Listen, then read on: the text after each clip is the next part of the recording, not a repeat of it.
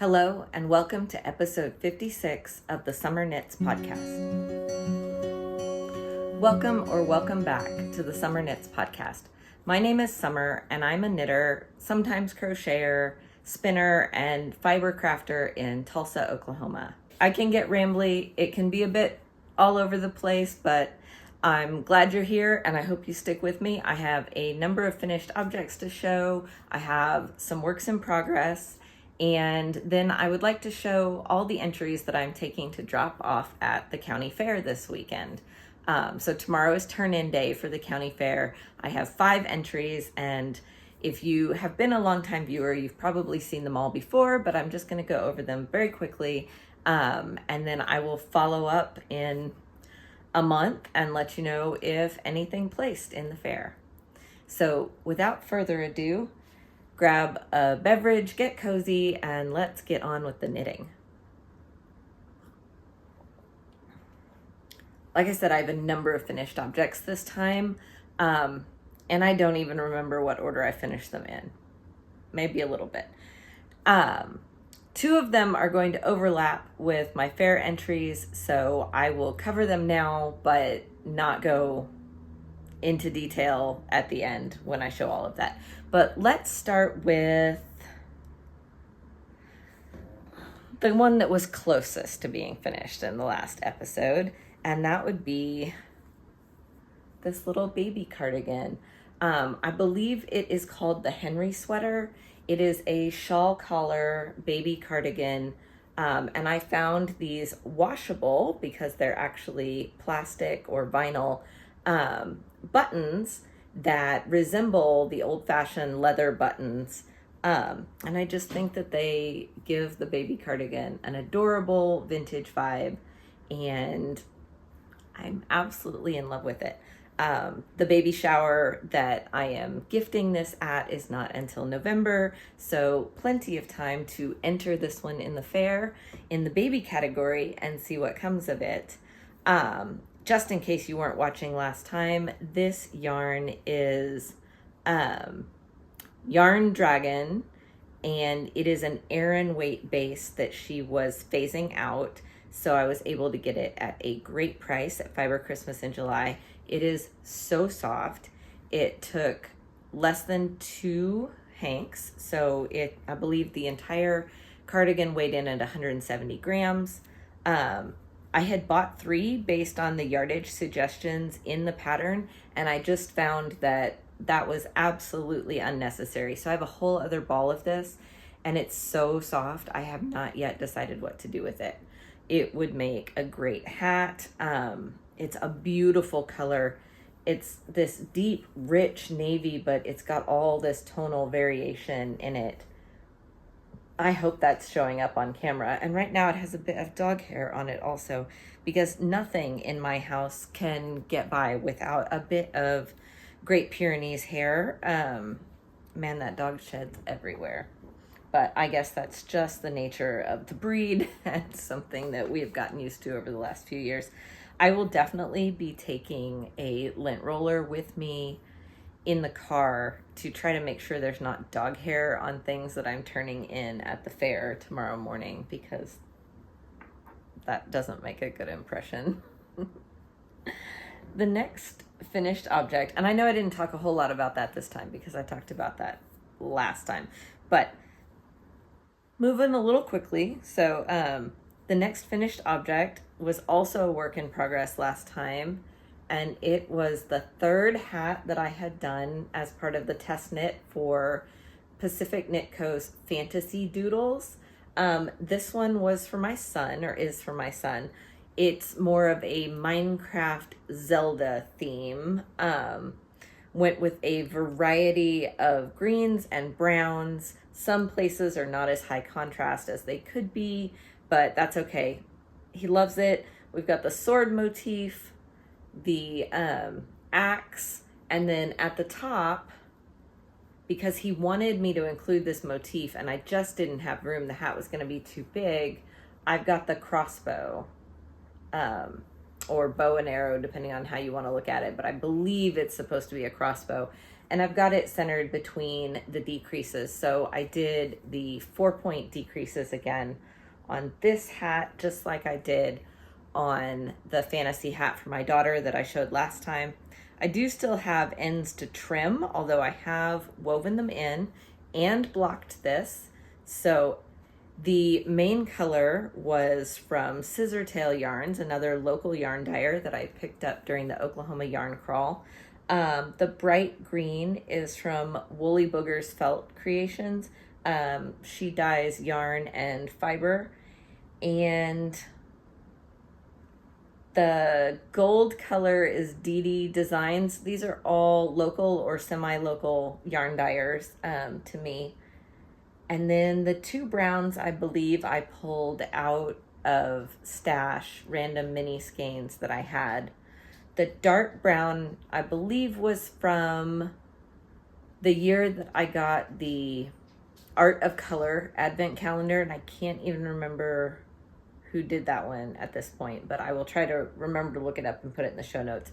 And the other was just a brown in my stash of mini skeins. And it was not even a full mini, so just grabbed it to use, but came out beautifully. I love it. I do think I might end up needing to put some elastic in the brim. My son doesn't have the biggest head in the world, and I don't want it to slip off of him, but he really likes the hat. I think it came out really nicely. I don't have a whole lot else to say about this. The release date for the Fantasy Doodles is fairly soon. I think maybe end of next week or sometime the week following. So be on the lookout for that if you're into those motifs. I love the hat pattern. It's super simple to create whatever design you want using the doodle cards and her hat pattern.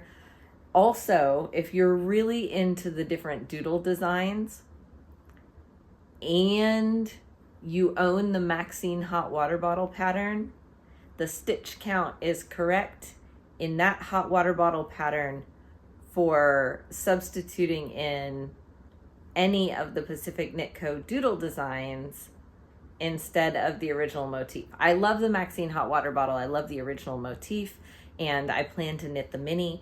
However, just if you are looking for a hot water bottle pattern that is reliable, that you could put the doodle motifs on, that is a good one, and the stitch count already works, so you don't have to fudge any of the numbers. So this is I'm calling it the Minecraft Legend of Zelda mashup doodle hat, but it's from the Fantasy Doodle Kit coming soon. I know there's a custom kit of colors from Fangirl Fibers to go along with that particular doodle pattern set. They just weren't the right colors for what my kids wanted, so I didn't end up ordering those, but they are great colors. So if you're looking for colors for the Fantasy Doodle Kit, then you can definitely check out Fangirl Fibers. But so that's 2 finished objects. And another finished object is a very long-standing whip. In fact, I got on my Ravelry this morning. Pardon my bending over to retrieve it. I got on my Ravelry this morning to mark it finished, and I cast this on September 16th of last year. Today is September 13th of 24. So finally, I have gotten around to finishing my Sweet Shop blanket. It is much too big to get the whole thing in frame, but I will try to insert some pictures. This is a blanket using scrap yarn. Yes, it is mostly acrylic scrap yarn. There is some alpaca and things in here also. I had a lot of random scraps left over from when I used to make a ton of baby blankets.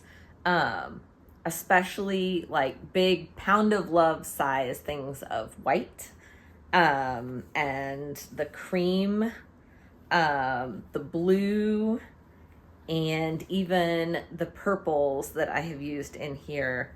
But then I also had some random Lion Brand alpaca acrylic blend.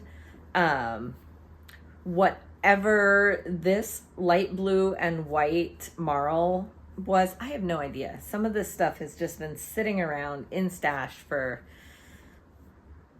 I don't want to admit how many years. We even have some Bernat satin, just all kinds of random acrylic yarn. So, and then some leftovers from my temperature blanket, colors I didn't use very much of, some gray, some seafoam green. One of the blues in here is probably from that.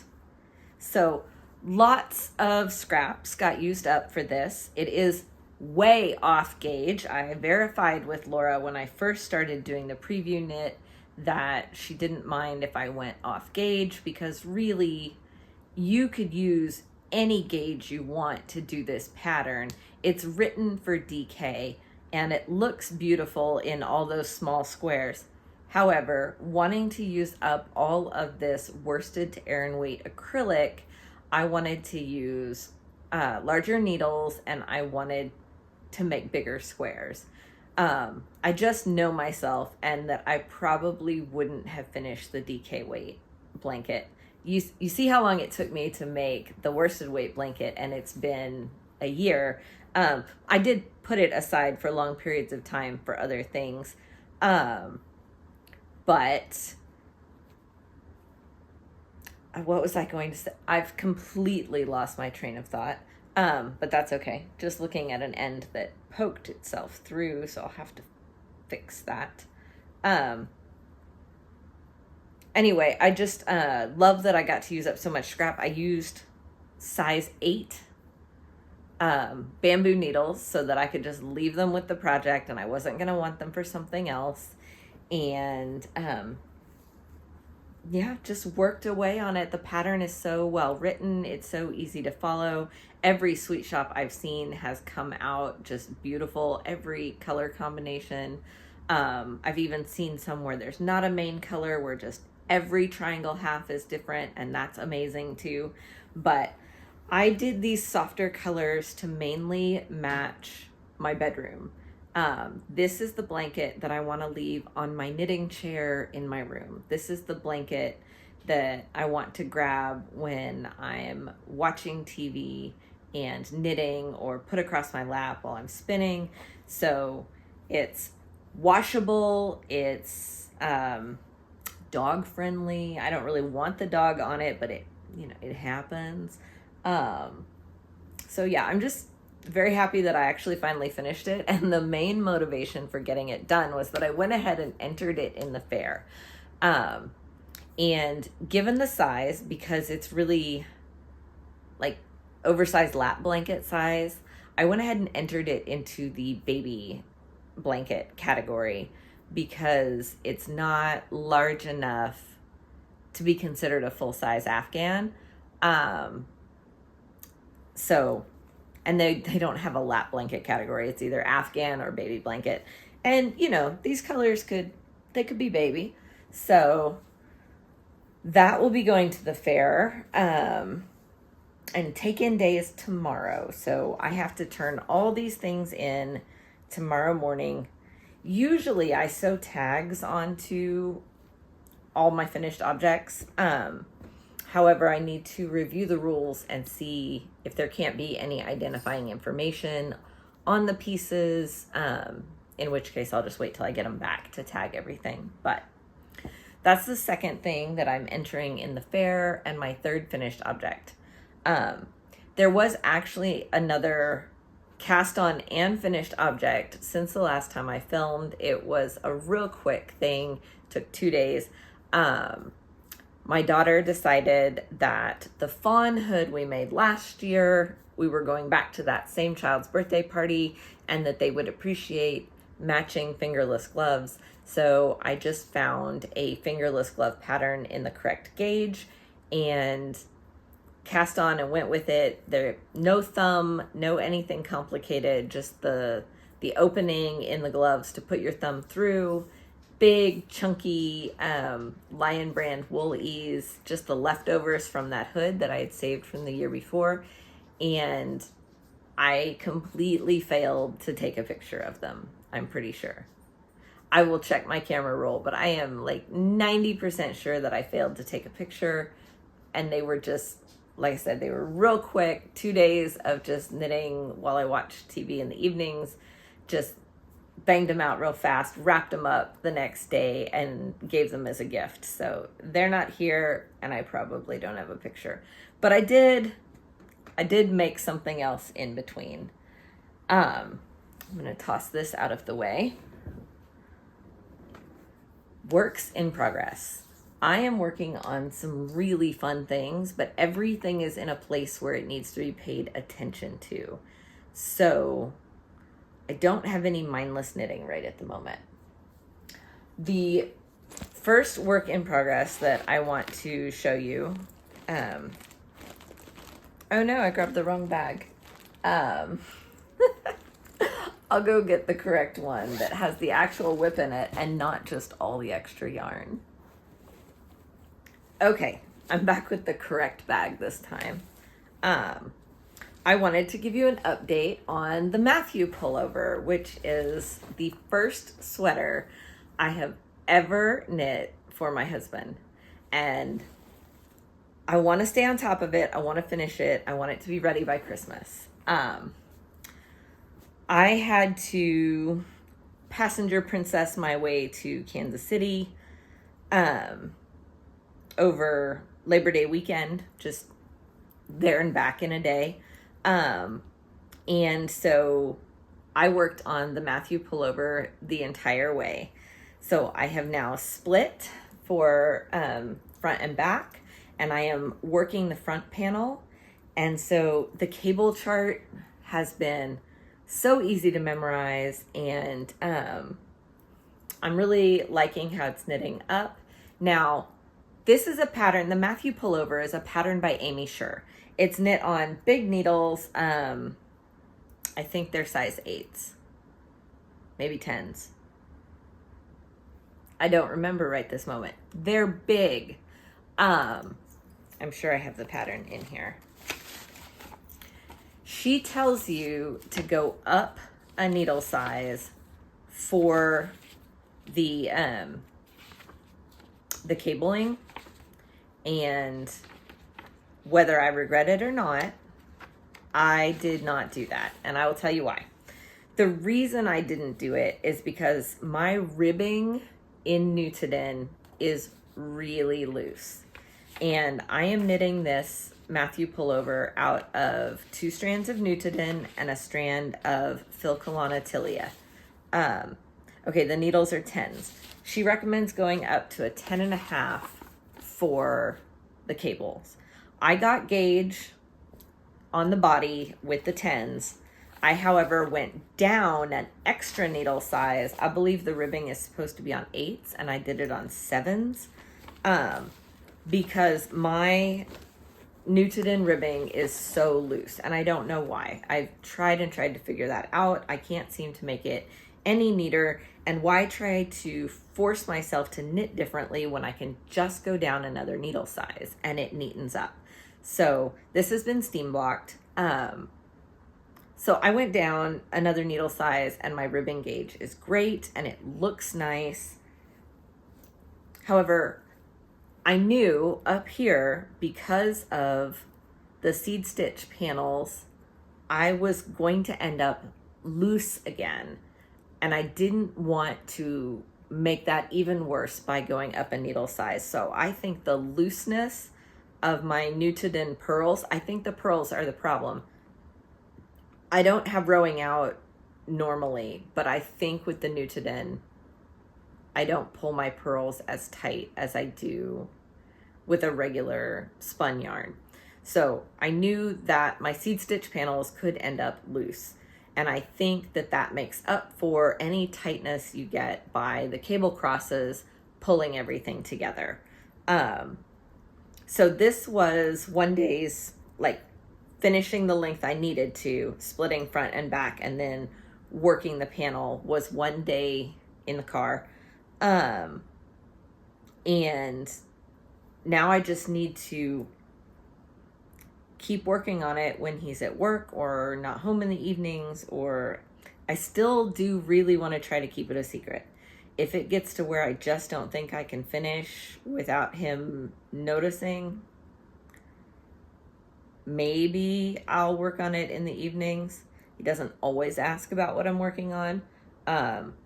But right now I have a lot of hope because of how quickly the front cable panel has gone. I calculated, because it's graded for a women's size chart, I used other sweaters of his and advice from the Crayabea Stick Season Pullover has a thing about knitting for men, and some other blogs online. I measured armhole depth on a few sweaters that should fit similarly to how I would like this to fit him. Based on that, I have increased the yoke depth. So I have 2 inches left to go on the straight part of the cable panel before I start neckline shaping. And then there's shoulder shaping in there as well. So I figured out how much the shoulder shaping accounts for and added my necessary length in here into the main body of the front panel. And then I will do exactly the same thing for the back panel, adding in the same amount of distance, the same amount of length into the pattern to create the yoke depth that I need. And by doing that, I will have increased the bicep width already, because I'll have increased the yoke depth. I've increased the armhole opening. So I will pick up more stitches than is called for, and that will give me a larger bicep opening. And then I will figure out my decreases from there. The pattern is great. I have just had to do a bunch of math to make sure that it's going to fit my tall, ultra slim husband in a flattering way. So I cast on for size 1. I did 3 inches of ribbing at the bottom, and then I, over the next few rounds, increased to the stitch count for size 2.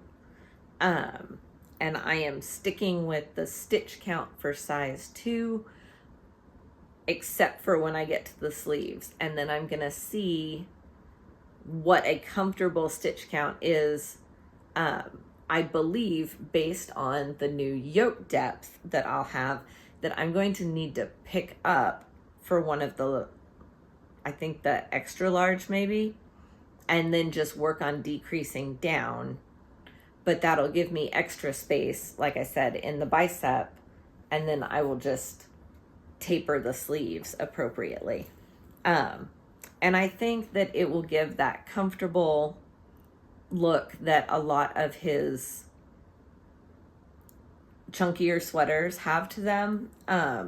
Because since this is Nutiden held double with a mohair, it's not a super lightweight sweater. Like it's light in that it's not heavy, but it's still a chunkier gauge.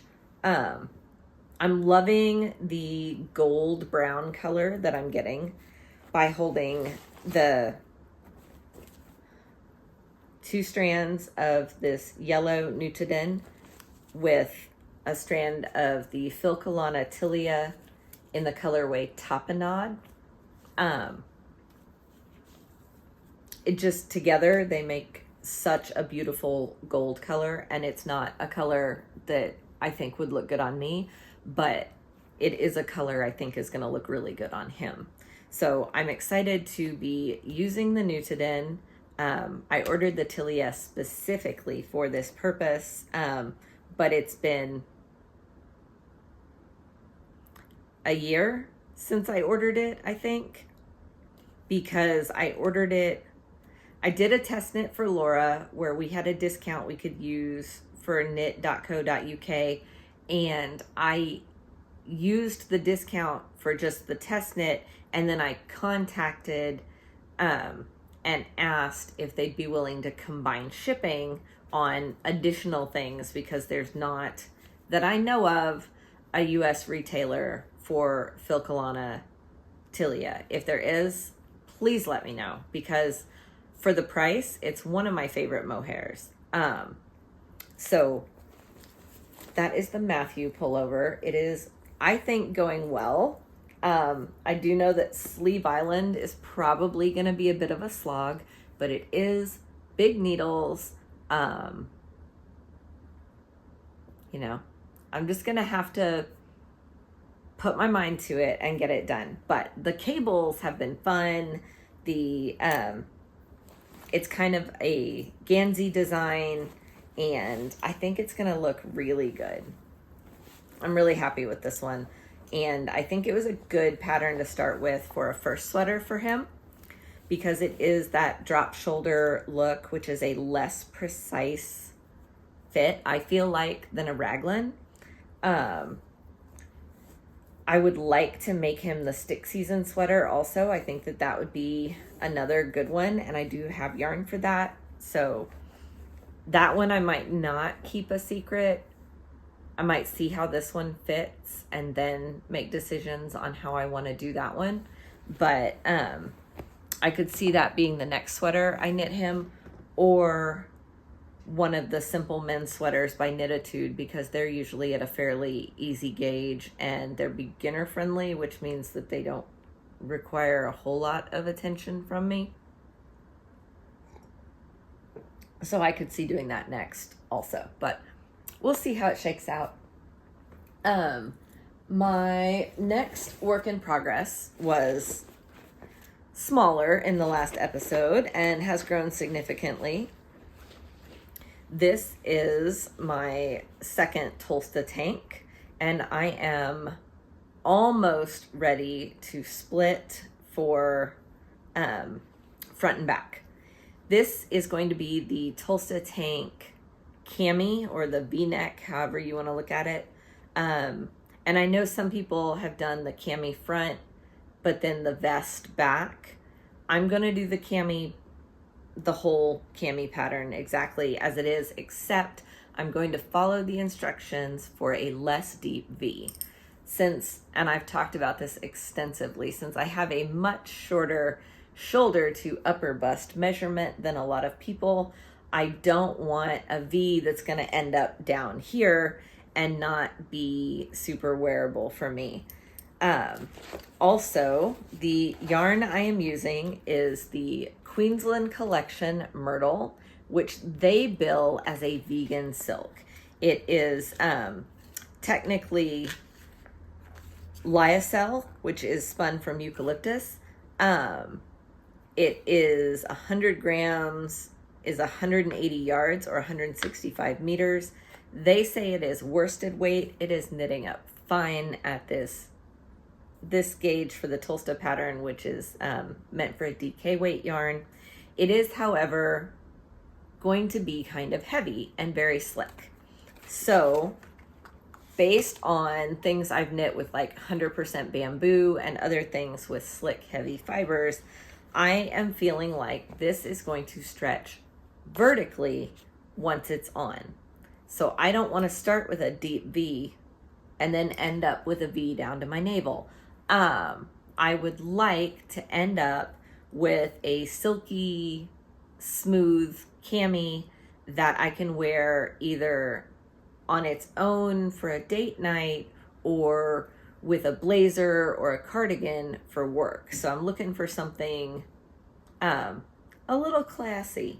So I love this deep rich color. You can see where I joined a new ball. I am definitely, when I weave in the ends, going to use a little bit of fray check or flexible fabric glue on the inside, because these slicker yarns don't necessarily stay woven in as well as wool. And I have done a lot with this kind of yarn. I have a 3-tiered skirt knit entirely in 100% bamboo.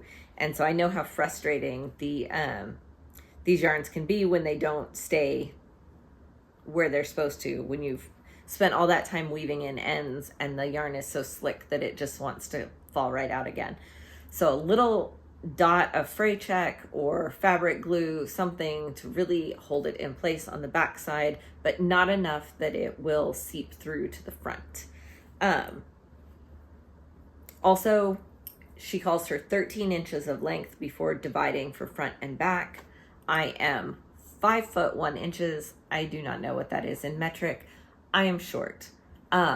So if I do the full 13 inches, it's going to be down mid hip before I split for underarms, and that feels too long for a cami. So my plan is to stop at 11 inches, which is kind of my ideal length, but still knowing that it could stretch vertically a little bit. So I wouldn't want to go any longer than that.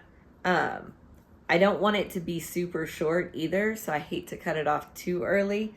I'm just going to be very mindful when I'm doing the top, and I'm guessing that I will not do the decreases quite as long. I'm okay with the strap ending up wider.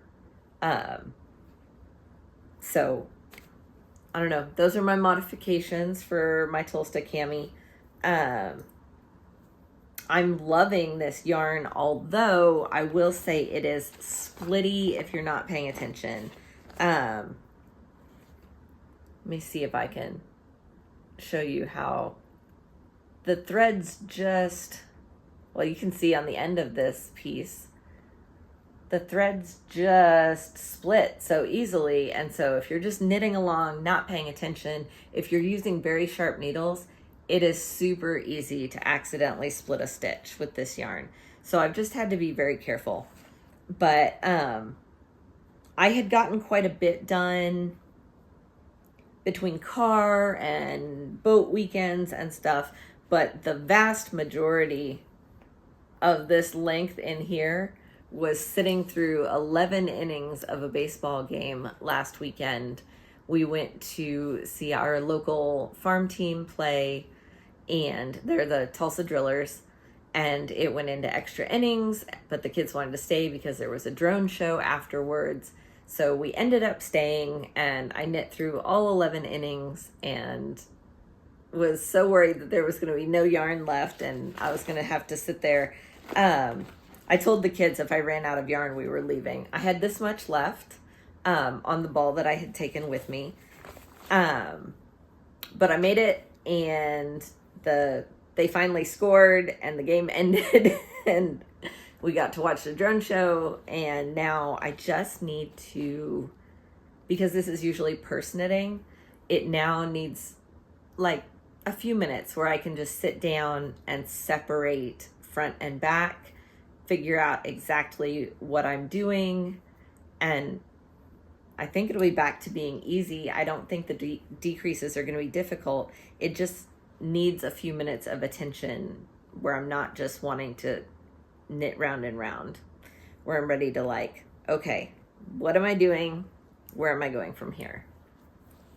So that was the Tulsa tank, my second one. I think we are moving on to the last work in progress. Well, not quite.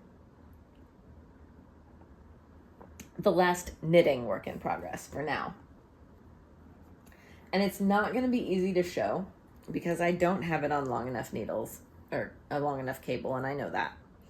But I am doing a test knit for Laura Penrose of the Maxine Sweater.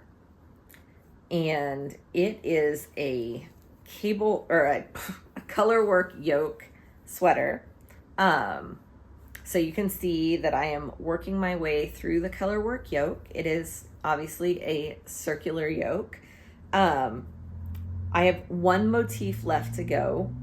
So it starts with this small motif and then goes to these stars and another small one, another set of stars. There will be one more of the small motifs.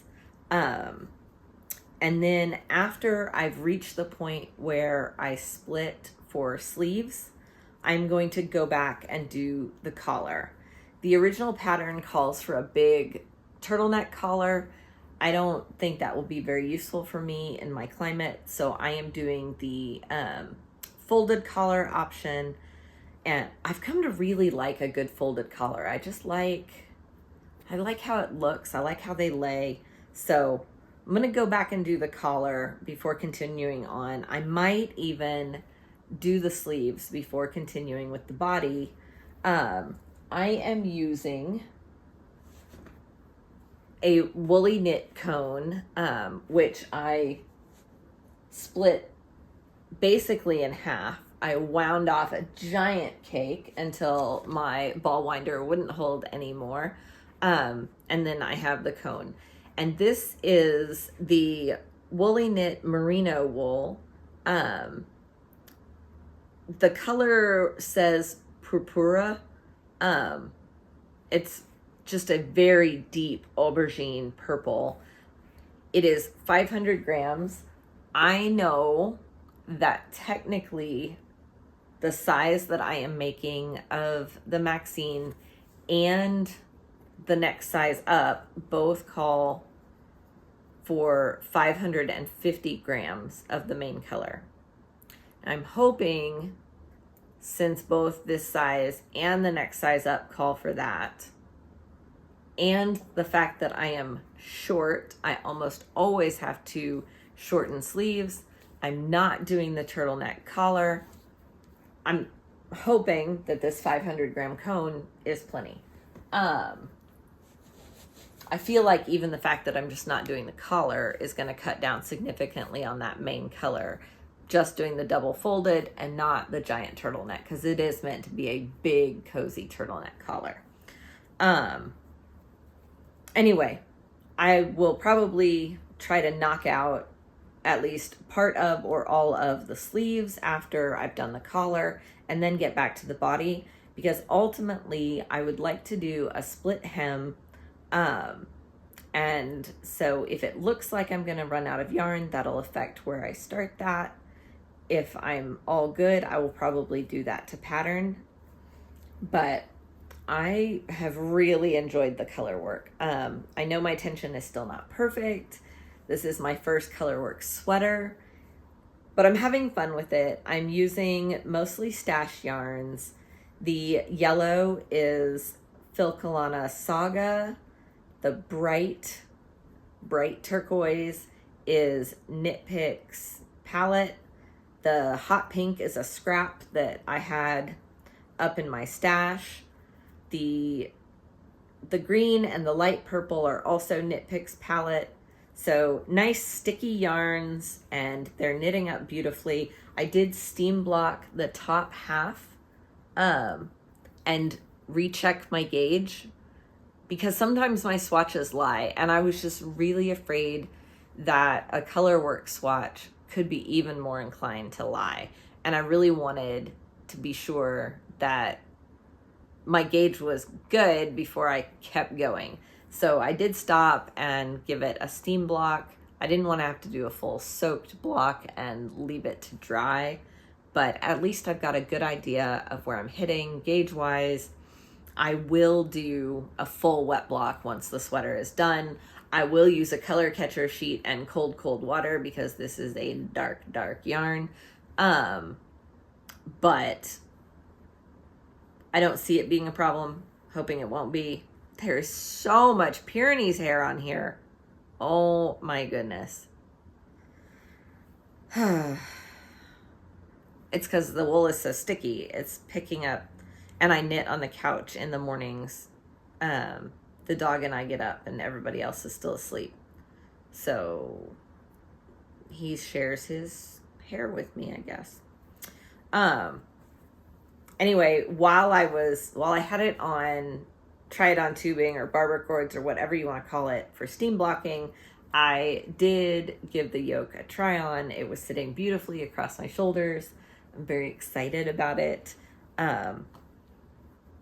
I cannot remember off the top of my head right this moment what the release date is for the Maxine, but it is not due until November. It's an 11-week test, I believe, which is great. I love that there are more designers now giving a good length of time for test knits, especially for the more complex ones, because it can be a whole lot of knitting, a whole lot of time. I don't track the hours that I put into my projects, but I know some people do, and it can be significant. So I appreciate when designers give a minimum of 10 weeks for a test knit, really.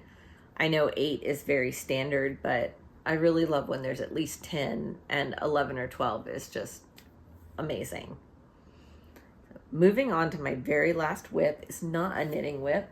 I have spun up half of my first bat of the Gotland wool that I purchased the fleece and cleaned and picked and took in and put through a drum carder. I put it through the drum carder 3 times.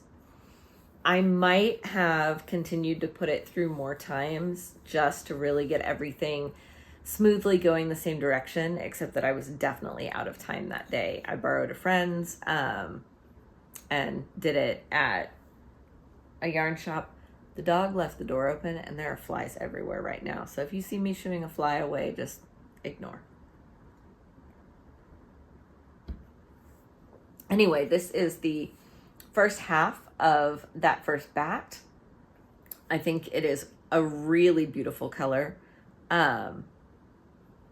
It's like shiny in person. I've heard that Gotland has beautiful drape. I know it's a long wool, so it's definitely a little prickly. But I did this first bat as 100% just the Gotland because I wanted to spin up the bat and then do a 2-ply and soak it and really see what kind of yarn I got from it. Like, what do I think I can do with this? But the direction I'm leaning is blending it with like a Rambouillet or another locally raised wool that I don't want to use anything brown. I want to stick with something that's either going to be a pearly white so that I still get a shiny gray, or something else in the light gray family. So when I have washed almost all the wool. I've held some back because a friend of mine wanted me to bring some over that was still unwashed. So I've held some back, but I've washed most of the wool and it is almost all dry. I've hung it on a big mesh sweater drying rack. So it may all be dry. I did not check it this morning. And I want to start just in my spare time, just picking it, putting it into a bag so I can go back and use the drum carder again. And I'm going to sample some different wools with the Gotland and see what I get. I had 5 pounds, 14 ounces to start with of the Gotland. I'm sure, you lose some dirt and lanolin in the washing, but it's plenty to play with. I have plenty to play with. I can do quite a bit of sampling, I think. I don't know that this will be a sweater ever, a blend maybe, but I was watching some Melly Knits videos trying to figure out what I was doing since this is my first fleece. And she had some yarn made that was 50% Gotland and a beautiful ranunculus knit from that. And I could totally see doing that. And I liked the lightness of color that she had in that one. So I think blending it with a nice pearly white would be a good way to keep the beautiful grays from the Gotland, but just make it a little bit lighter overall. But I do love this silvery color I'm getting. So I worked last night, once I finished my sweet shop, on the second half of the bat so that hopefully I can ply them together soon and give them a nice soak and see what I'm really getting, because I think the only way I'm going to know what I want to do with all of this wool is to get some where I can actually knit it up. and try things and swatch and carry it around, hold it on my neck, like in other ways experiment and trying to figure out what is this yarn telling me, or what is this fiber telling me it wants to be in the end. So that was my last whip. Which bag did this come out of? I think it came out of the tank top. I have no idea, but I think it came out of this one. So I'd like to show you real quick the other 3 projects that I am entering in the county fair. They will also need some getting rid of dog hair beforehand, but the first one that I'm taking, and this one needs a good deep hill before I take it in, is my Daft Days cardigan, which I test knit last year for Rebecca of the Crabea. It definitely needs some deep hilling. This was knit with Aaron Woolens, Irish yarn that my parents brought me back from their trip to Ireland, in their beautiful DK, and then the bright rainbow Advent from the Creative Knitter. And I wore this a lot last winter because it is super warm, so it can basically be a jacket for me. So it does need a little bit of TLC before I turn it in. So after I film, I'm going to give it a little bit of a deep hill and make sure that it is in good shape for the fair. So this is my entry into the adult garments category. So you've seen my entry into baby and Afghans, baby Afghans. So that's my adult garments entry. I am going to enter my Pimp Pom Shawl by Laura Penrose. This was also a test knit, and I'm entering this into the adult other category. So there was adult other under 24 inches and adult other over 24 inches. Obviously this is over, it's got quite the wingspan. I was hesitant to let this one go for that long, but I love having things entered and on display at the fair. And this is the first year that they've had a knitting category since COVID. So I really wanted there to be a lot of entries and a good number of displays so that they would continue to have the knitting category. Last year, they only had crochet. I don't know what was with that. My final entry is into the pillow category. And it is, of course, my Stella quilt cushion. This was made with leftovers from my temperature blanket. It is, once again, not necessarily on gauge. It's pretty close. It's closer, though, than my sweet shop. I thoroughly enjoyed making it. I did the envelope back, and I have, because this is acrylic yarn and it has no memory and it's slick and slidey, I have added elastic into the top and into the I-cord bind off, and that should help keep that back together. But I will probably also go ahead and tack it together on the inside just for the fair, because I know it'll get jostled around in the judging and being put on display. I had a thicker cushion inside this, but I felt like it was pulling and distorting the knitting. So now I have a less thick cushion, but it means that my back is a little saggy, and I'm not sure the best compromise there. But I think that I will just sew the back down for now to the inside of the top of the envelope closure, and that way, and just a few whip stitches. That way, when they're putting it on display, it won't shift and look funny. And they display usually, I think, most of the entries. It does say that they have the right not to display things at their discretion.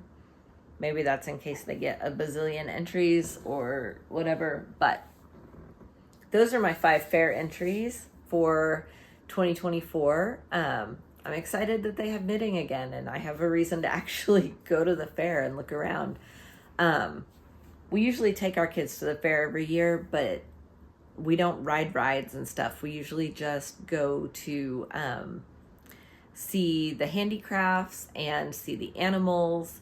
My daughter loves going to the building where all the baby piggies are, because apparently my camera cut off and I have no idea why. I was talking about the fair and the baby piggies and how much we love going to see those.